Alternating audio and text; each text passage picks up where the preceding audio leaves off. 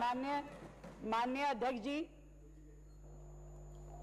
अभी हमारे आदरणीय मंत्री सिरसा जी ने कहा कि केजरीवाल बेवकूफ आदमी था। मैं इनसे बिल्कुल सहमत नहीं हूं, कतई सहमत नहीं हूं जी। बहुत गलत बात कही इन्होंने, केजरीवाल को बेवकूफ कह दिया। बिल्कुल बेवकूफ नहीं थे वो, इतने समझदार थे। उस व्यक्ति को यह पता था कि लोगों की भावनाओं के साथ कैसे खेला जाता है। एक डिग्री नहीं थी उनके पास, कई डिग्रियां थी। फाइनेंस की डिग्री थी जिससे वो IRS बने, उनके पास साइकोलॉजी की डिग्री थी जिससे उन्होंने लोगों की भावनाओं को कैसे कब्जा किया जाता है, उनके साथ कैसे खेला जाता है, जनता को कैसे धोखा दिया जा सकता है। और पहले दिन से उनकी क्रियाकर्मों में वो दिखाई देता था। एक्टिंग की भी डिग्री थी, यस, ये सही कहा उन्होंने, प्रवेश जी ने, एग्री। ड्रामा कंपनी की भी डिग्री थी, झूठ बोलने का भी कोई सर्टिफिकेशन कोर्स होगा वो भी था।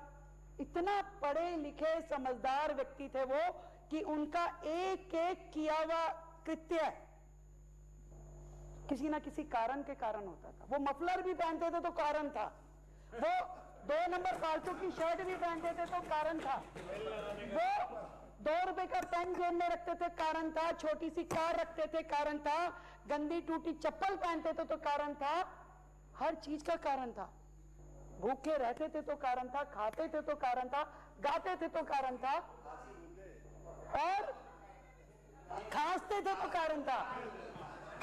तो कारण था, हर चीज के पीछे वो व्यक्ति इतना कैलकुलेटिव था कि क्या करने से क्या होने वाला है वो देख लेता था, वो समझ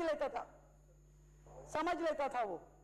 और तिरंगे की छांव में जिस तरीके से उन्होंने स्क्रिप्ट लिख करके देश की जनता को बेवकूफ बनाया, रामलीला मैदान से जो कहानी शुरू करी उसको हम सब ने देखा। कैसे ईमानदारी की, देशभक्ति की, त्याग की, तपस्या की, सेवा की बातें कर करके पूरे देश को उसने बेवकूफ बनाया। लोगों को लगा अरे ये तो देवता आदमी है, कहां धरती पे पैदा हो गया, इसको तो तुरंत यहां से सीधा विधानसभा पहुंचाया। वो आदमी भी बेचारा जनता को दिखाते हुए कि नहीं मैं चाहता नहीं, परंतु मुझे तो चुनाव लड़ना पड़ेगा, मैं बनना नहीं चाहता मुख्यमंत्री, मुझे बनना पड़ेगा, बड़े बंगले में मेरा दिल नहीं है रहने का, मुझे रहना पड़ेगा, शीश महल बनवाना पड़ेगा, कोई आइटम अगर नहीं भी लिखी हुई उसको लेना पड़ेगा। पत्थर तो महान आत्मा है, व्हाइट संगमरमर के बिना कैसे चलेगा। और वो व्यक्ति जो रामलीला मैदान में वो फर्श पे लेट करके जिसने अपना चेहरा बनाया दिल्ली के आगे, अपने शीश महल में मसाज सेंटर बनवाया उसने, उस व्यक्ति की लिखी हुई स्क्रिप्ट थी कि दिल्ली विधानसभा में फांसी घर। एक बात से सहमत हूं, जरूर रात को उसको सपना जरूर आया होगा, क्योंकि आइडिया जनरेशन का एक टाइम होता है।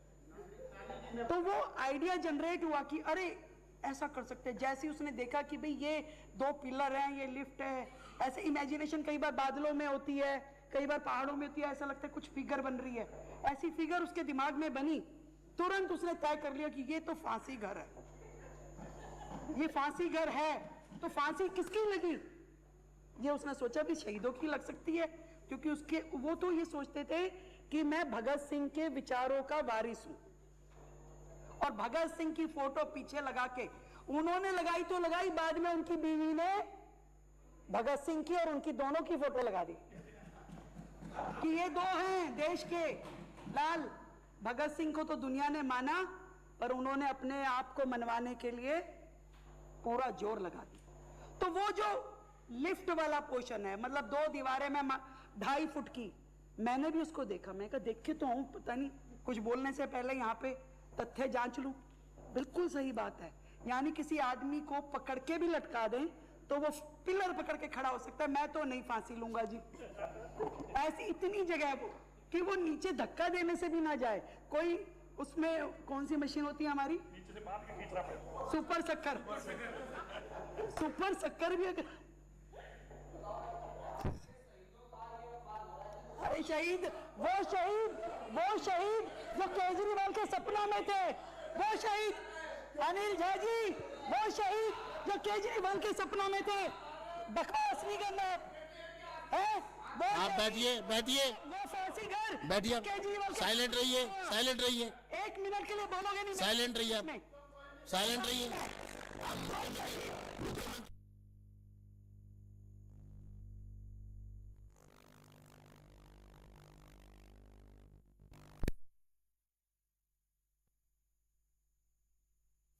था तो दिखाते, इनमें हिम्मत होती तो लाके यहाँ विधानसभा के पटल पे पेश करते। हिम्मत नहीं थी, उठ के भाग गए। उन्हें पता था कि क्या जवाब दें। मैं सिलसिलेवार तरीके से अध्यक्ष जी बताना चाहती हूँ। 1911 में ब्रिटिश सरकार ने घोषणा की कि भारत की राजधानी अब कलकत्ता नहीं दिल्ली होगी।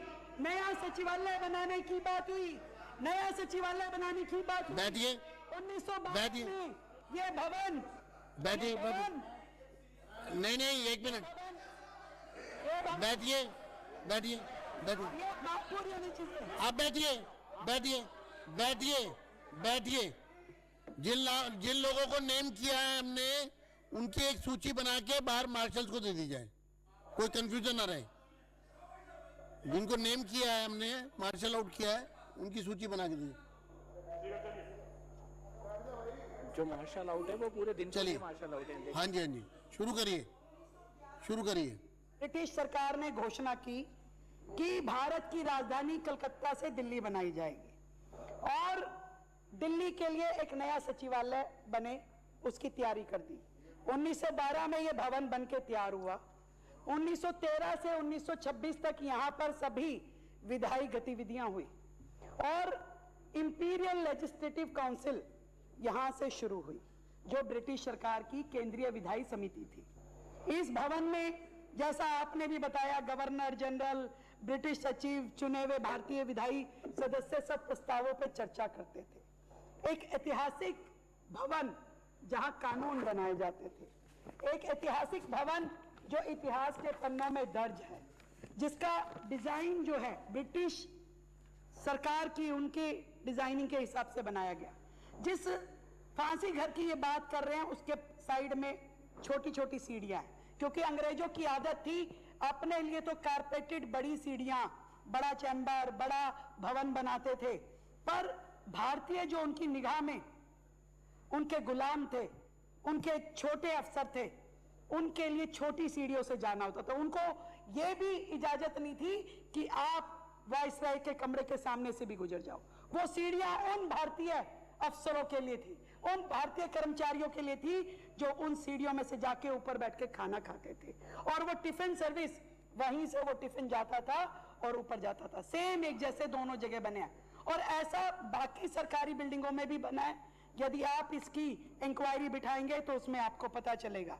और जेल की बात जो हम कर रहे हैं, यदि दिल्ली में कोई पुरानी जेल थी तो वो मौलाना आजाद प्रीमिसेस, जो आज मौलाना आजाद कॉलेज है, वहां होती थी, और वहीं पर ही रखा जाता था कैदियों को, और वहीं पर ही फांसी होती थी। वहां पे एक फांसी गेट भी है जिसके बारे में सब जानते हैं। और ये केजरीवाल जी की और आम आदमी पार्टी की आदत थी कि भावनात्मक रूप से लोगों को भटकाया जाए, सहानुभूति बटोरी जाए। ना कोई दस्तावेज, ना कोई नक्शा, ना कोई प्रमाण, परंतु बिना कुछ, क्योंकि डिक्टेटरशिप उनके अंदर थी, उन्होंने इसे फांसी घर डिक्लेयर कर दिया। इतिहास को तोड़ना मरोड़ना अध्यक्ष जी एक बात है, परंतु ये पूरी तरीके से जनता के साथ धोखा और शहीदों का अपमान है। जिस इमारत में कानून बने उसी के बारे में झूठ, इससे बड़ा कुछ हो नहीं सकता। संविधान की गरिमा जहां से बनती है, जहां से, जिस सदन में बैठ के हम संविधान की गरिमा की बातें करते हैं, उसी दरो दीवार पे उन्होंने झूठ लिख दिया, और पूरा ना केवल शहीदों को शर्मिंदा किया, उनकी कुर्बानी को शर्मिंदा किया, आज हम सबको उस बात पे शर्म आ रही है। झूठ बोलने की बीमारी, झूठ बोलने की बीमारी, झूठ बोलने की बीमारी उस व्यक्ति में शुरू से थी, और भावनाओं को टूल के रूप में वो इस्तेमाल करता था, टूल के रूप में। Emotional drama, emotional blackmail. और इतना कह करके मैं जो 1 करोड़ रुपए उन्होंने खर्च किए इसके कार्यक्रम पे, विज्ञापनों पे, वो वसूले जाने चाहिए इस आदमी के साथ में। इंक्वायरी होनी चाहिए और साथ में ये भवन, क्योंकि आने वाले समय में 24-25 सितंबर को दिल्ली में चलिए 1 मिनट साइलेंट जी। 24-25 सितंबर को दिल्ली में आप देखिए, मैं चेतावनी दे रहा हूं, मुख्यमंत्री बोल रहे हैं, आप बैठ जाइए, उनको अपनी बात करने दीजिए। बैठ जाइए मुख्यमंत्री जी, आप अपनी बात जारी रखिए। 24-25 सितंबर को बैठिए 24-25 सितंबर को दिल्ली में ऑल इंडिया स्पीकर मीट होने वाली है, ऑल इंडिया स्पीकर कॉन्फ्रेंस होने वाली है। मैं ये चाहती हूँ कि ऑल इंडिया स्पीकर मीट होने से पहले इस झूठ की बिल्डिंग को हटाना होगा। मुख्यमंत्री देखिए, आप मुख्यमंत्री जी को बोलने दीजिए, मैं कार्रवाई करूंगा। मुख्यमंत्री जी को अपना वक्तव्य देने दीजिए, शांति रखिए। बिल्कुल, मैं खड़े होकर आपको चेतावनी दे रहा हूं, मैं कार्रवाई करूंगा। बैठिए, आप भी बैठिए। मुख्यमंत्री जी बोल रहे हैं, कोई नहीं बोलेगा अभी, उनको अपनी बात पूरी करने दो। अध्यक्ष जी, मैं ये चाहती हूं कि 24-25 अगस्त को जो all India speaker conference Delhi में होने वाली है, देश भर के स्पीकर दिल्ली में आएंगे, इस बिल्डिंग को देखेंगे, तो ये झूठ का परिंदा, जो झूठ की पोटली यहाँ पे रखी हुई है, इसको उससे पहले हटा देना चाहिए। ये यहाँ नहीं होना चाहिए, क्योंकि हम क्या दिखाएंगे इनको? बैठिए बिल्कुल, क्या बोलेंगे इनको? बिल्कुल हटा देना चाहिए, और बिल्कुल हटा देना चाहिए। जनता का पैसा 1 करोड़ रुपए जो इन्होंने खर्च किया, इसके ऊपर वो वसूलना चाहिए, FIR होनी चाहिए, इंक्वायरी बिठाई जानी चाहिए, और 1-1 रुपया जनता का वसूल होना चाहिए। मेरी आपसे इल्तिजा है। बहुत बहुत धन्यवाद।